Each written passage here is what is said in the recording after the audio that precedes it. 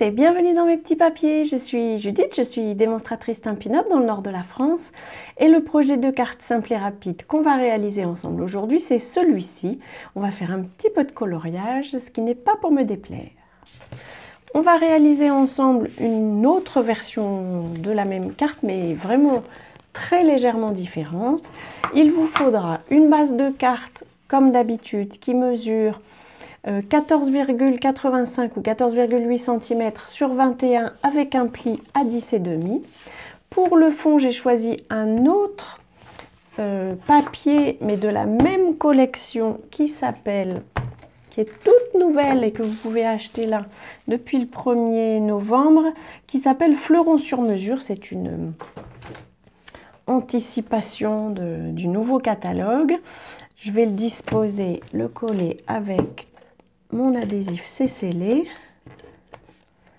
Et vraiment, l'objectif de cette vidéo, c'est de se faire un petit coloriage ensemble. Je vais peut-être mettre les feuilles dans ce sens-ci. Il n'y a pas vraiment de sens, parce que comme vous pouvez le voir, il y a des plantes qui viennent du dessus et d'autres du dessous. C'est un peu comme vous le sentez. Pour les décorations, j'ai fait un matage qui mesure 6,5 cm sur 6,5, c'est un carré, et un blanc qui mesure 6 sur 6. Et pour le souhait, un blanc qui mesure 6,5 sur 4, 6 sur 4, pardon, et le matage 6,5 sur 4,5. Comme toujours, toutes les mesures se trouveront dans la barre d'infos si vous êtes sur YouTube, et sur mon blog si c'est là que vous êtes. Vous trouverez aussi des deux côtés le lien vers ma boutique si certains articles vous intéressent. Pour information, si vous êtes en Belgique, je vais peut-être mettre un deuxième lien parce que c'est pas tout à fait le même lien. Si vous vous trouvez en Belgique, pour pouvoir passer la commande, mais vous pouvez aussi acheter sur ma boutique si vous êtes en Belgique. On va faire un petit peu de coloriage. J'ai vraiment voulu en faire un très simple. J'ai choisi de faire quelque chose qui m'évoque personnellement les poinsettias. Je ne pense pas du tout que ce soit la fleur qui est représentée. C'est vraiment juste un choix de ma part parce que j'avais envie que ma carte soit sur le thème de Noël. C'est d'ailleurs un set de tampons qui a pour objectif de couvrir tous les mois de l'année.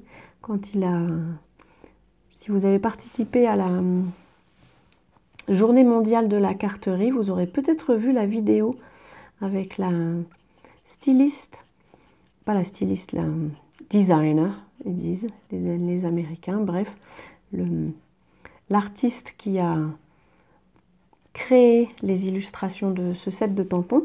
Et en fait, son objectif, c'était effectivement de créer, je pense que c'était la commande qui lui avait été passée, de créer un set de tampons, un lot de poinçons et du papier qui puisse servir toute l'année, y compris pendant les fêtes de fin d'année. Alors là, j'ai choisi comme couleur soyeuse succulente. Je n'utilise que le foncé parce que je voulais vous montrer que les feutres à alcool, ils sont aussi extra, même si on ne se sent pas le courage de faire des essais de mise en couleur un peu compliqués. Si vous utilisez juste une couleur, le feutre à alcool a ce côté merveilleux qu'il ne fera pas de marque en fait. Donc vous avez une mise en couleur qui est vraiment uniforme et c'est très joli. Par contre, si vous avez envie de vous essayer, alors petite mise en garde entre guillemets, je ne suis pas du tout artiste et ce que moi j'utilise comme technique, ce sont des choses que j'ai vues par des gens plus calés que moi sur le net. Donc ma création elle-même ne sera pas très artistique, c'est pas quelque chose de compliqué, c'est juste une mise en couleur avec quelques petits effets d'ombre, mais rien de bien sorcier, ni non plus évidemment du coup, c'est pas un coloriage d'une qualité artistique. Donc, en général, j'essaye d'imaginer à quel endroit on pourrait avoir de l'ombre. Là, par exemple, on a cette feuille-ci qui est encore blanche, qui me paraît être au-dessus de l'autre. Et donc, je mets une petite ombre. Ici, par contre, comme elle me semble au-dessus, je pense qu'il n'y a pas énormément d'ombre. Par contre, les endroits où il y a des petites lignes noires, comme ça, j'imagine que si l'artiste a dessiné une ligne, c'est parce qu'il y avait un repli, et donc ça va faire une ombre.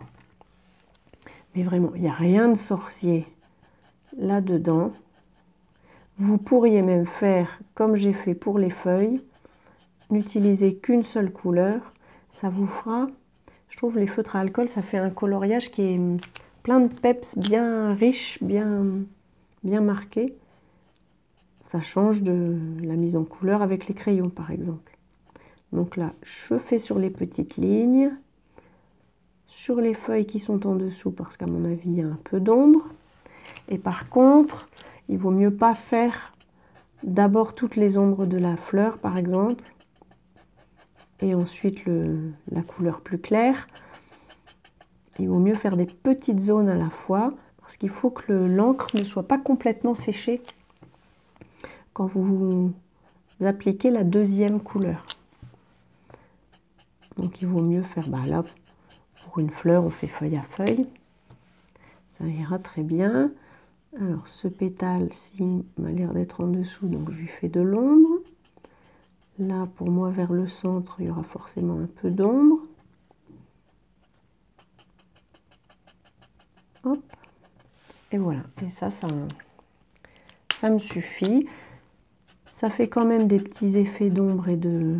Alors, pas vraiment de lumière avec la couleur que j'ai utilisée, mais de plus clair et plus foncé, on va dire. C'est joli. On se sent presque artiste. Et je ne doute pas qu'au fil des années, ma technique s'améliore. Donc voilà, ça c'était la petite mise en couleur. Pour le souhait, je vais le tamponner en cerise carmin. Par contre, je vais utiliser le Stamparatus parce que le souhait vient du set de tampons tout nouveau aussi qui s'appelle Fêtes encadrées. Alors, ce sont tous des souhaits parfaits pour les fêtes de fin d'année. Et là, je vais utiliser Santé et Bonheur pour le Nouvel An. Je suis tellement contente qu'il y ait un souhait pour Nouvel An. Moi, j'envoie beaucoup plus de cartes pour Nouvel An que pour Noël. Alors, j'ai fait mes premiers essais ici en noir pour cette carte-ci. Et ça va me servir. J'ai juste fait attention d'avoir un souhait qui soit à peu près droit. Et c'est pour ça que je vais utiliser le Stamparatus. Si vous visez mieux que moi, vous n'en avez pas besoin. Ou alors si vous perforez votre souhait avec une perforatrice, ça ira très bien aussi. Vous n'aurez pas besoin d'avoir un Stamparatus. Il suffira de le tamponner et ensuite de perforer. Est-ce que je suis bien placée ici? Ah oui, j'étais pas au milieu. C'est mieux si je me mets au milieu. Plutôt comme ça. Voilà. Je recouvre le texte que j'ai tamponné la première fois. Alors comme mon étiquette était toute petite, j'ai pas pu placer de... Comment ça s'appelle? D'aimant. Je vais essuyer ça avec mon chamois synthétique. Hop. Si vous suivez mes vidéos, vous aurez peut-être vu celle où je disais il faut que je réancre. Là, j'ai réancré, mais visiblement pas de façon assez uniforme. Donc, il faudra que je fasse un deuxième passage. Mais en même temps, j'aime bien l'effet que ça fait. Mais bon, c'est quand même mieux si mon tampon est plus uniforme. On va pouvoir poser tous ces petits éléments sur l'ématage. Hop. Je les trouve jolies comme tous ces fleurs. J'aime bien les fleurs. Je suis très mauvaise pour les entretenir. En vrai, sur les cartes, c'est beaucoup plus simple. Hop, je dispose ça. Puis je vais tous les mettre sur des Stampin' Dimensionals. Je vais peut-être en mettre 4 chacun. Ah. Voilà.